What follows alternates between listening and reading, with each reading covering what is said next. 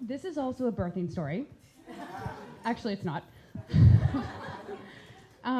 This is actually a story about a surprising start to an uncommon friendship. So, when I graduated from college, I spent the summer at home at my family's house, and around July, I received a letter in the mail. And it was from this kid, Joe, who I had graduated with. I didn't know him, we didn't have the same friends, and we didn't cross paths at all, so I thought it was a little odd. And the letter said something along the lines of, "Hey Lauren, it's Joe, we graduated together. Congratulations on graduation. What are you doing with your life now? I'm gonna move to New York City and work at the Vespa store. I have included a CD for your listening pleasure, and best of luck in life." And so I thought, this is so weird. Either he wrote everybody in the graduating class a letter, or he's just totally in love with me. So I didn't really know what else to do other than to write him a letter back. So I got my blue trimmed monogram stationery, which I had undoubtedly received as a graduation gift, and I wrote him back. And I wrote, "Hey Joe, thanks for the letter, so unexpected. I'm moving out west, I'm gonna work on a ranch. I love the CD, I've included a CD for you too, and best of luck in life."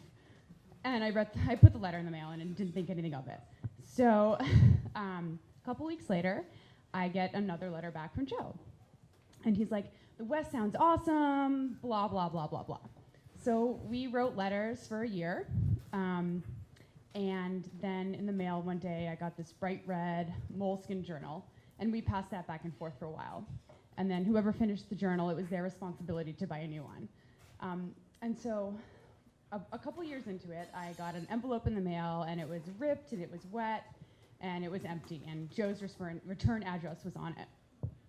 So it was sort of our first devastation of a lost journal. And we've had one lost journal and one lost letter. And so we kind of joked that whoever found the journal probably is just having such a great time reading it, because we would share such opposite stories. He would write to me about the trials and tribulations of living in New York City and having no money and driving a different color Vespa every week. And I would kind of write about having to shovel snow every day and always seeing mountain lion tracks and not having any internet or TV or phone. And we sort of decided that what we were creating together was this sort of true, raw, uncut chronicles of our 20s via pen pal ship. So a couple weeks ago, I got an email from Joe, which is unusual because we only really communicate via these handwritten journals. And it was just a link, and I clicked on the link, and it was to a New York Times article about how the government is reading Americans' mail, reading our mail. And then underneath the link was just one sentence from Joe in large caps lock letters, and it just said, "Hey government, if you're also reading our email, send us back the damn letter. The address is in the front cover." So we've been writing letters for 10 years now, and I have a drawer full of letters, a drawer full of journals, and 6 sort of Discman binders of mixed CDs, which I never listen to anymore.